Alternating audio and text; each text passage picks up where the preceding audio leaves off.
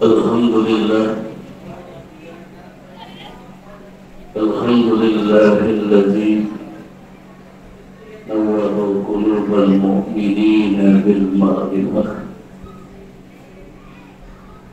واطمأنت قلوبهم بالتوحيد.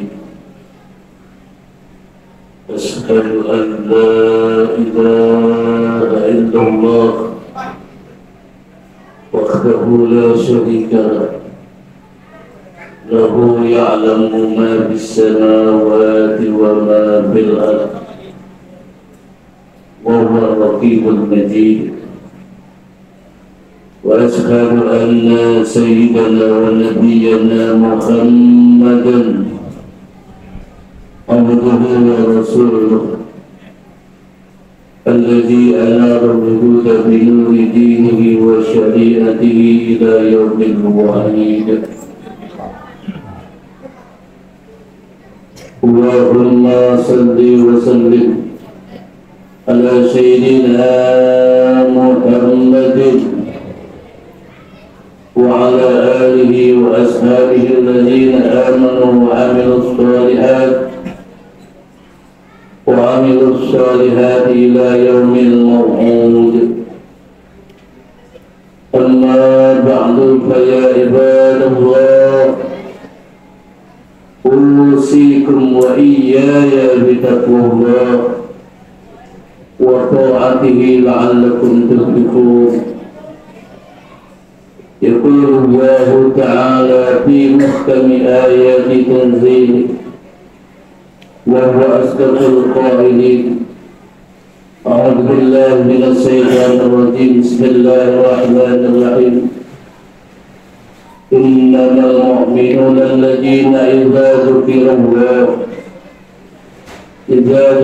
الله وجلت قلوبهم وإذا تليت عليهم آياته زادتهم إيمانا وعلى ربهم يتوكلون.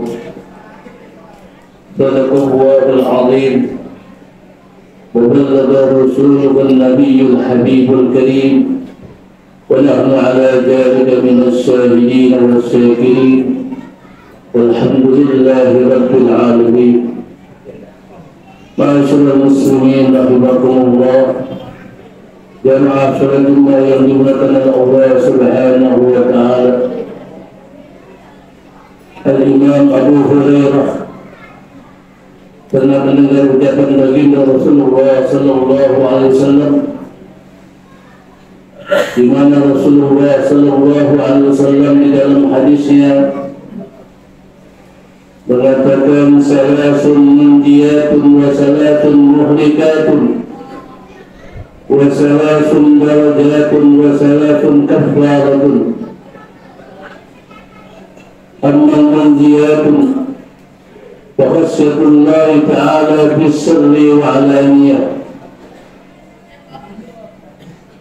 wal qasbu fil faqri wal ghina wal 'amlu fil ridha wal ghadab. Wa amma al-muhlikatun فسوق شديد وحوال تبعا وعذاب المرء بنفسه. Yang artinya kata Rasulullah sallallahu alaihi wasallam, ada tiga hal yang dapat menyelamatkan umat ya Rasul dari yang namanya siksa api neraka. Dan juga ada tiga hal yang melibatkan umat Rasulullah sallallahu alaihi wasallam dapat celaka dan merusak dirinya sendiri. Apa yang tiga tersebut kata Rasulullah sallallahu alaihi wasallam? Ammal mandiyatu bahasatullah ta'ala bis-sirri wa alaniyah.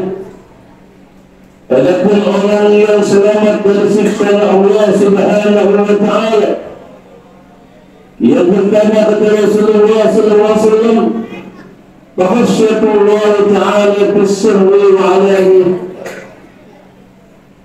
Orang yang takut kepada Allah Subhanahu wa taala, baik dirinya dalam secara rahasia baik dirinya tidak diketahui orang-orang,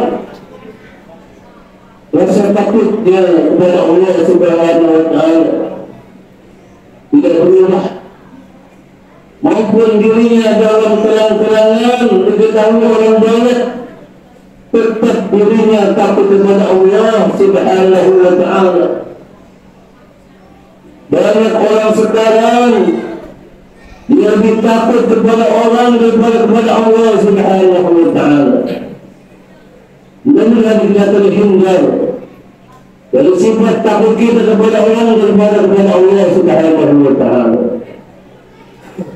Yang kedua, kata Rasulullah sallallahu alaihi wasallam, orang yang akan selamat dari siksanya Allah Subhanahu wa Ta'ala wal qasduful faqri wal ghina, dia selalu sederhana dalam kehidupan dunianya, walaupun dunianya banyak, hartanya banyak, tapi dia tidak menunjukkan hartanya itu kepada orang lain. Dia hidupnya sederhana. Orang seperti ini akan menjauhkan daripada siksanya Allah Subhanahu wa Ta'ala. Akan tetapi kalau kita lihat fenomena sekarang ini, banyak orang-orang yang menunjukkan kekayaannya, baru diberikan mobil mewah, dia tunjukkan mobilnya, dan akhirnya rakyat yang kaya itu sedang menggarap, maka mobilnya pun hancur, dirusak oleh rakyat. Dan yang ketiga, kata Rasulullah sallallahu alaihi wasallam, orang yang akan selamat dari siksanya Allah Subhanahu wa Ta'ala wal 'adlu fil ridha wal qadr, dia selalu adil, baik dia diberi kesenangan dan kesusahan.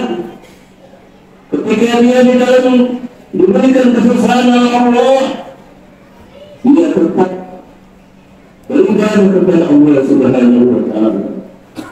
Apalagi ketika diberikan kenikmatan oleh Allah Subhanahu wa Ta'ala, dia tambah ibadah kepada Allah Subhanahu wa Ta'ala.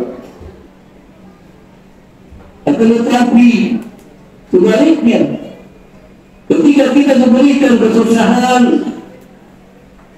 kita ibadah kepada Allah, rajin salat. Tapi ketika kita diberikan kesenangan oleh Allah, kita lupa kepada Allah Subhanahu wa Ta'ala. Baru kata Rasulullah sallallahu alaihi wasallam, wa ammal muhlikatun, adapun orang yang akan mendapat celaka, kata Rasulullah sallallahu alaihi wasallam, yang pertama kata Rasulullah, bersyukhun syadidun,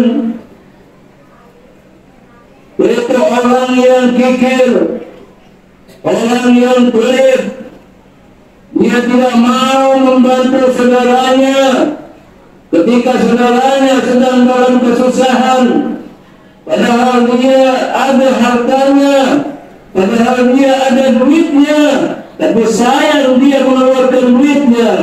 Ketika umat Islam sedang merayakan peringatan hari besar, seharusnya dia mengeluarkan hartanya untuk membantu kepentingan peringatan hari besar tersebut, karena dia sayang, tapi dia tidak mengeluarkannya. Orang seperti ini, kata Rasulullah SAW, tergolong orang yang celaka.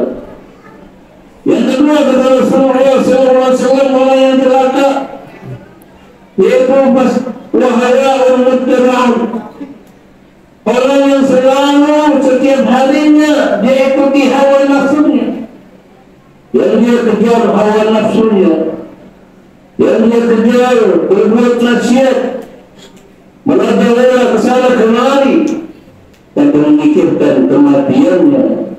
Padahal kematiannya sudah mengikuti dia, tapi dia tidak sadar kalau dirinya sedang mengikuti kematian oleh malaikat Azrail. Yang ketiga, kata Rasulullah SAW, orang yang tergolong celaka, kata Rasulullah SAW, wa ijabul mar'i bi nafsihi, yaitu orang yang memandang dirinya dengan pandangan yang sempurna.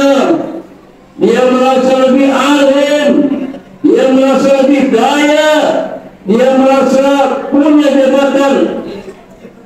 Padahal semua itu yang memberikan kenikmatan punya ilmu, kenikmatan punya harta, kenikmatan punya kedudukan, kenikmatan punya jabatan, itu semuanya hanya Allah yang memberikan kepadanya. Tanpa pertolongan Allah tidak ada apa-apanya. Mudah-mudahan kita tergolong orang-orang yang celaka di mata Allah Subhanahu wa ta'ala dan di mata Rasulullah sallallahu alaihi wasallam. Amin ya rabbal alamin. Inna ahsanal mawani syariyah kalam man la tahta alaihi radiyah. Wa Allah subhanahu wa ta'ala yaqul wa bi qawlihi yahtadul muhtadun. A'udzu billahi minasy syaithanir rajim. Bismillahirrahmanirrahim.